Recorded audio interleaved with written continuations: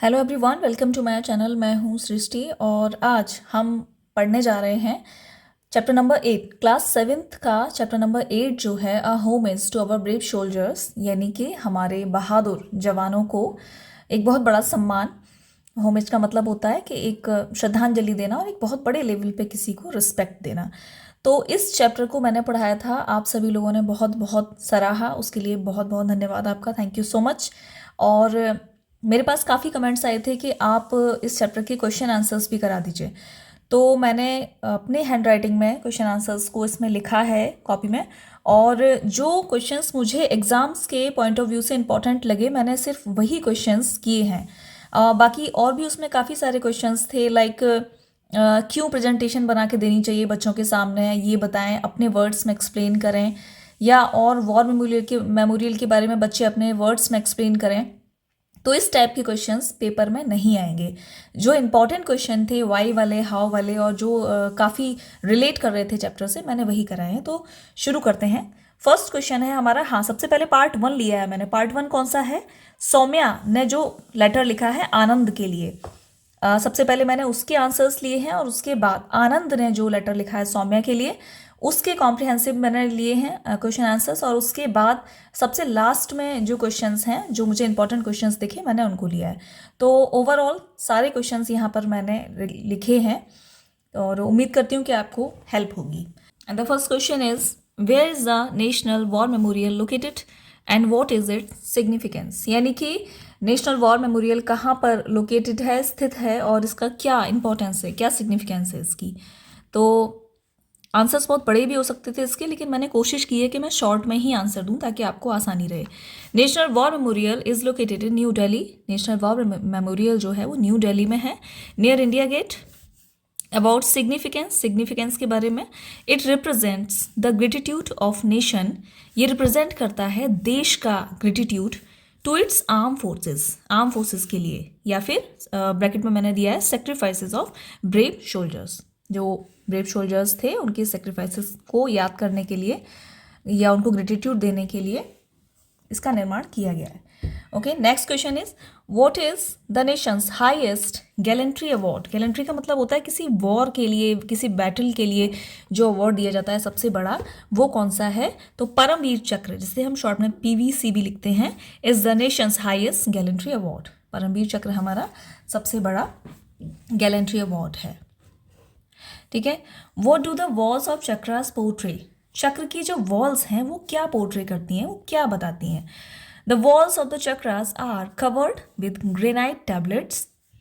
जो दीवारें हैं चक्र की वो कवर्ड हैं किससे? ग्रेनाइट की टैबलेट्स ब्रिक्स को बोला गया है, ईंटों को बोला गया है। ठीक है, एंड और इंडिविजुअल टैबलेट, यानी कि एक एक टैबलेट जो है, इज सोलली, वो पूरी तरीके से dedicated to each fallen hero of post independent India. वो पूरी तरीके से डेडिकेटेड है किसको? हर एक फॉलन हीरो, यानी कि जिन्होंने अपनी जान दे दी, जो died, who was died in the war, उनके लिए समर्पित है, उनके लिए डेडिकेटेड है। Their names are etched in golden letters. ये एज का मतलब होता है जो नक्काशी की हुई है, या फिर मतलब कि हाँ, मतलब नक्काशी की गई है उनके नामों की गोल्डन लेटर्स में। कहाँ पर? उन टैबलेट्स पर, उन ब्रिक्स पर। ठीक है, आगे नेक्स्ट। इसके बाद ये पार्ट 2 शुरू हुआ है, और भी क्वेश्चंस थे उसमें, लेकिन आपके एग्जाम के पॉइंट ऑफ व्यू से बिल्कुल इंपॉर्टेंट नहीं थे, तो मैंने उन्हें छोड़ दिया है। पार्ट 2 पढ़ते हैं। Which book does Anand want to read and Y?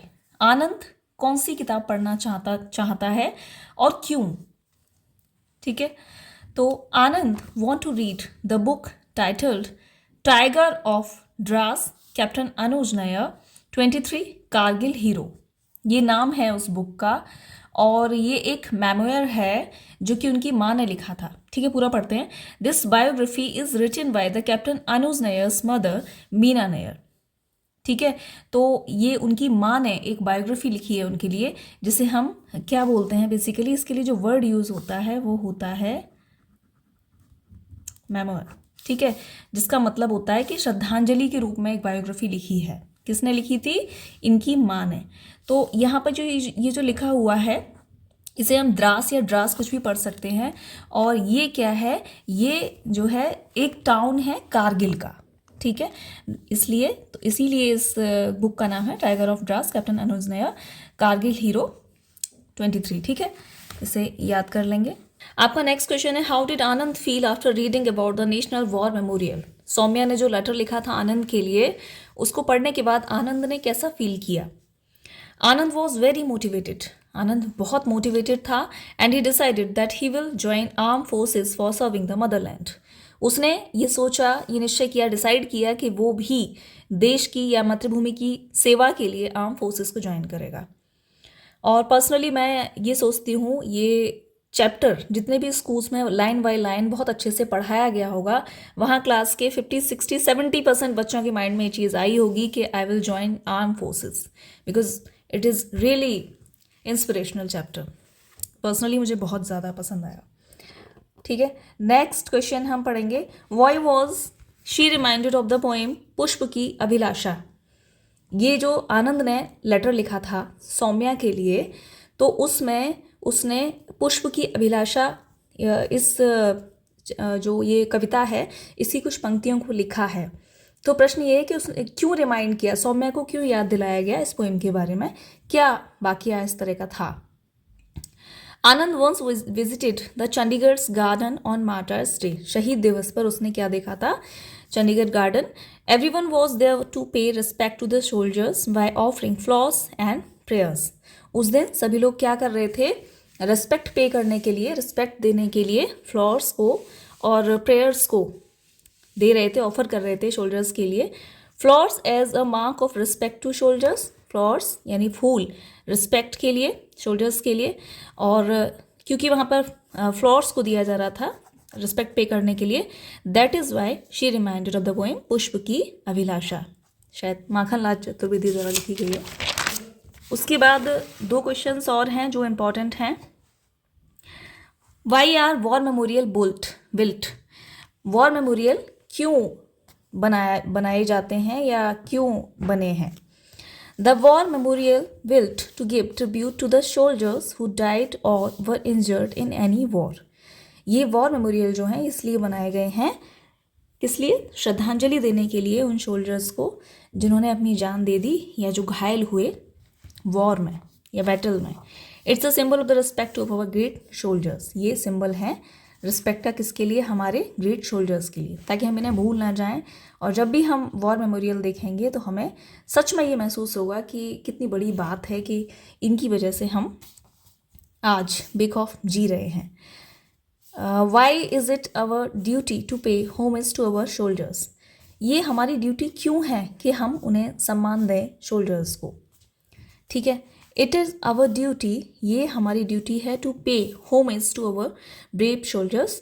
हम अपने सोल्जर्स को सम्मान प्रदान करें, ये हमारी ड्यूटी है। बिकॉज, क्योंकि their sacrifices enable us to walk freely.